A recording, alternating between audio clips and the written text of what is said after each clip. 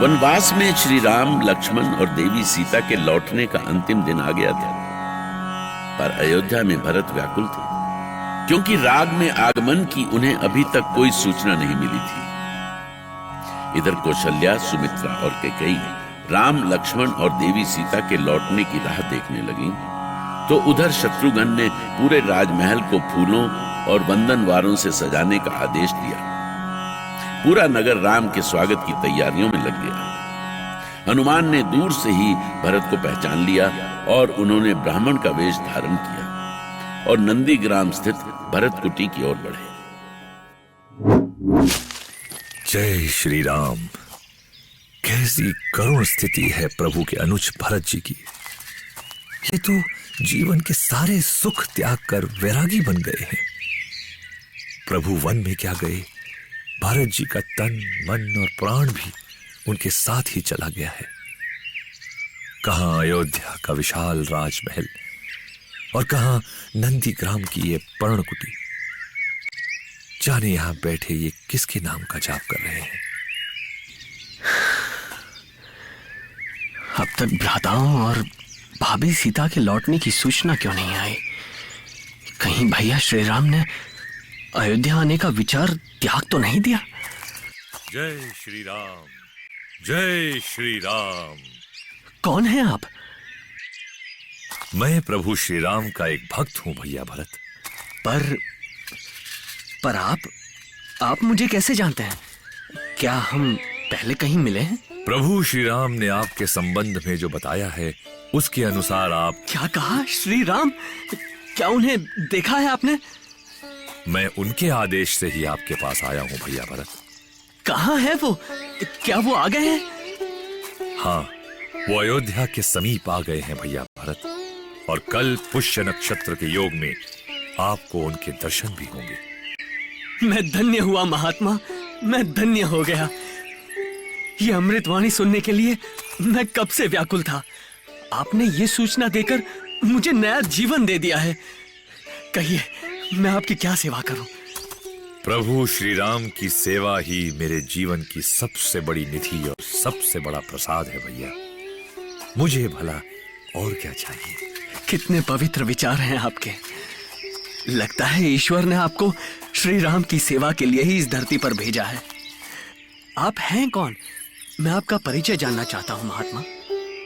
मैं हनुमान हूं भैया, श्री राम का दास, पवन कुमार हनुमान। हनुमान? वही हनुमान जो भ्राता लक्ष्मण के लिए संजीवनी बूटी ले गया था और मैंने भूल से। ठीक समझा आपने। आपने राक्षस समझकर मुझ पर घात किया था। क्षमा करो भक्तराज हनुमान, मुझे क्षमा करो। मैं आज समझा कि तुम हनुमान के रूप में मेरे अग्रज श्री राम के एक रूप हो। नहीं नहीं, मुझे लज्जित न कीजिए भरत भैया। कहां श्री राम और कहां मैं, एक तुच्छ वानर। महानता की भी भला कोई जाति होती है हनुमान? ये बताओ कि क्या भैया कभी अपने सेवक के रूप में मुझे याद करते थे या नहीं? आप तो प्रभु के हृदय में बसते हैं भैया। वो आपको अपने प्राणों से बढ़कर मानते हैं। आपकी चर्चा करते हुए वो भाव विभोर हो जाया करते थे। बस अब आज्ञा दीजिए, प्रभु मेरी प्रतीक्षा कर रहे हैं। मुझे भी अपने साथ ले चलो हनुमान। अब एक क्षण भी मैं उनके बिना नहीं रह सकता। मुझे भी साथ ले चलो। आप उनके स्वागत की तैयारी करें भैया। यदि आप मेरे साथ प्रभु के पास चलेंगे तो प्रभु के अयोध्या आने का उत्साह ही समाप्त हो जाएगा। पूरी अयोध्या उनके स्वागत में पलके बिछाए खड़ी है हनुमान। पूरी अयोध्या और भरत में बहुत अंतर है भैया।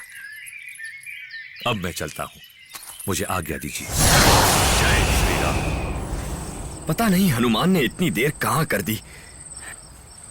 भरत ने उन्हें रोक लिया होगा लक्ष्मण। वहां से छूटते ही वो यहां पहुंच जाएगा। मुझे तो लगता है भैया कि वो अयोध्या भ्रमण कर रहे हैं। हो सकता है लक्ष्मण, अयोध्या के प्रति उसका अनुराग ही ऐसा है। परंतु ये उसका समय नहीं है भैया। हमारे अयोध्या वापसी का समय हो चुका है। उसकी हमसे अधिक चिंता हनुमान को है लक्ष्मण। वो उचित समय पर अवश्य आ जाएगा। जय श्री राम। ये देखो, आ भी गए हनुमान। मैं लौट आया प्रभु। भैया भरत आपके लिए दिन रात आंसू बहा रहे हैं। आपके वियोग में वो बहुत दुर्बल हो गए हैं प्रभु। उनकी दशा देखकर मुझे रोना आ गया। उन्होंने कोई सूचना तो नहीं दी है हनुमान? वो तो मेरे साथ ही आना चाहते थे माते, पर मैंने उन्हें वहीं रुककर आप सबके स्वागत की तैयारी करने के लिए कहा है। हनुमान द्वारा दी गई सूचना से श्री राम, लक्ष्मण और सीता व्याकुल हो गए। दूसरी ओर भरत नंदीग्राम से अयोध्या आए और माताओं को श्री राम के आगमन की सूचना दी। राम के आगमन की सूचना पाकर कौशल्या, सुमित्रा और कैकेयी के हर्ष की सीमा नहीं रही। राजभवन ही नहीं, पूरी अयोध्या नगरी में हर्ष की लहर दौड़ गई। बड़े छोटे सभी उत्साह से अपने घरों और मार्गों को सजाने लगे। पूरी अवधपुरी दुल्हन की तरह सजाई जाने लगी। तात सुमंत, 14 वर्षों बाद भ्राता श्री राम, भाभी सीता और भ्राता लक्ष्मण के साथ अयोध्या लौट रहे हैं। आप पूरी अवधपुरी में घोषणा कर दें कि सभी नगरवासी उनके स्वागत की तैयारियां करें। अवश्य कुमार, मैं अभी जाता हूं।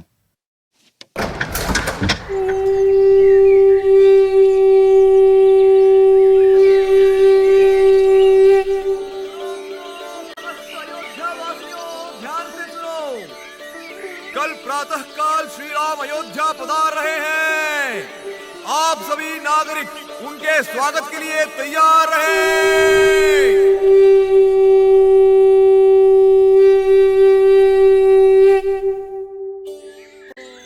अरे सुना, हमारे श्री राम आ रहे हैं। पता नहीं कैसे दिखते होंगे। मैं तो देवी सीता को देखने को व्याकुल हूँ। पता नहीं कितने कष्ट सहे होंगे उन्होंने। पति के साथ किसी स्त्री को भला कैसा कष्ट होगा।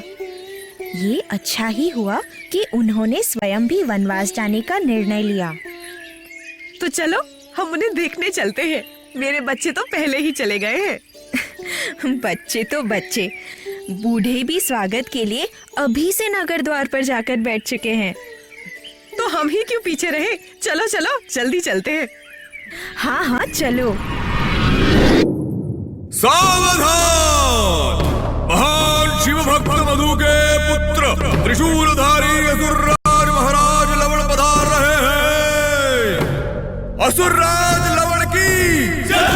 त्रिशूलधारी लवण की जय! शांत शांत! जय जयकार करके मुझे प्रसन्न करने की चेष्टा मत करो। मैं जानना चाहता हूं कि अभी तक मेरे भ्राता रावण का वध करने वाले राम को बंदी क्यों नहीं बनाया गया? क्या मधुपुरी के राक्षसों की शक्ति चुक गई?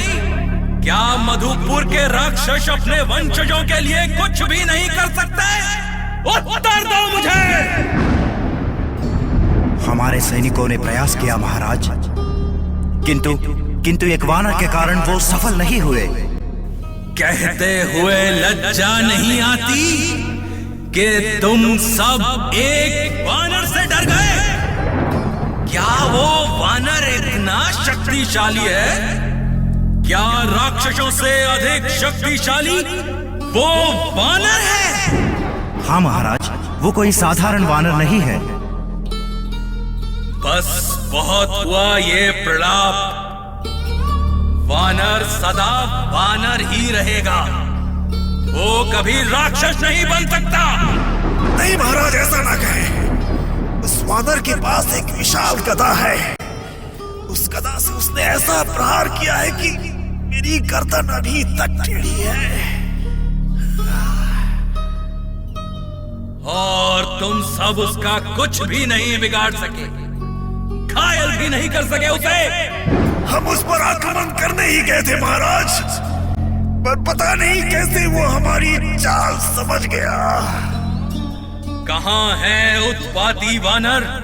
मैं उसे देखना चाहता हूँ। वो राम का सेवक है और सदा उसके साथ ही रहता है। जय श्री राम।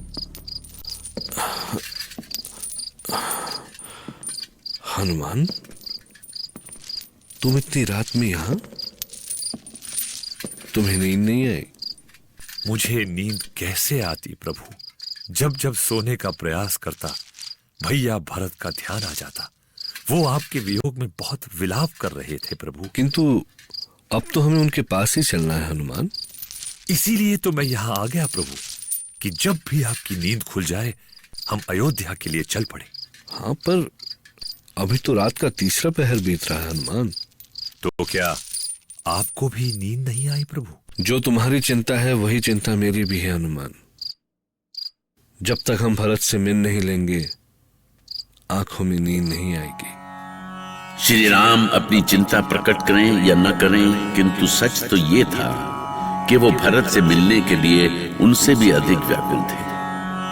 फिर हनुमान के समाचार सुनाने के बाद उनकी व्याकुलता और भी बढ़ गई। यही स्थिति भरत की भी थी। वो लगातार श्री राम की प्रतीक्षा कर रहे थे। जब राम के आने की सूचना मिल चुकी तो उन्हें चैन कैसे हो सकता था। राम